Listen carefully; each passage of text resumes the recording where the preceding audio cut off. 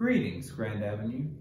I'm spending some time with my Sand Labyrinth. It's a spiritual tool that I keep in my study. I use it from time to time when I'm preparing myself for prayer or for daily devotion. Anyone who knows me knows that I have two speeds, fast and faster. But if I'm going to spend time in prayer, if I'm going to spend significant time in God's presence, or if I'm going to spend time with God in another's presence, I need to slow down. I need to take a breather. I need to be still and know that He is God. In order to do that, I have to have certain spiritual practices, and this is one of them. I was mindful of that as I was reading today's devotion in the Upper Room Daily Devotion Guide, preparing to meet with my small group. It's all about being present.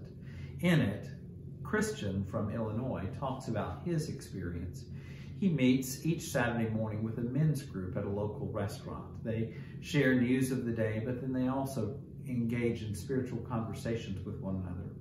Often he finds himself distracted, taking care of new members who are just coming for the first time to the group, or making sure that the people who are waiting on them are receiving the tips that they need and they're not being too much of a distraction to other guests in the restaurant. I think you get the picture.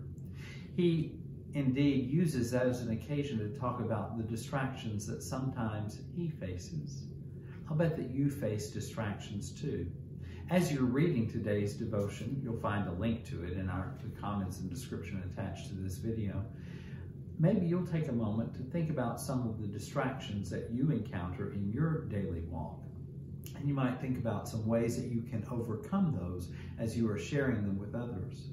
What Christian notices is that in Scripture, we see that Jesus was focused and knew that God was present in all situations. The phrase Jesus saw and Jesus looked appear dozens of times in the Bible.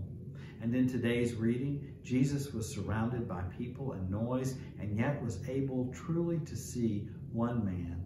Nothing else mattered to Jesus except that interaction. And it points us to the Bible story that shares that one experience. I hope that you'll take time today to read the devotion, that you'll read the Bible passage, that you'll think about some other occasions where Jesus was intentional about taking time and being fully present with another in God's name. And you might reflect on these questions too. What helps you to slow down and to focus on the present moment? How do you most notice God's love when you slow down in that way? And how do you make sure that you make time to notice the holiness of those moments? My prayer is that as we prepare for our Lenten journey, that you will be intentional to take time to walk daily with God. May God be with you until we meet again.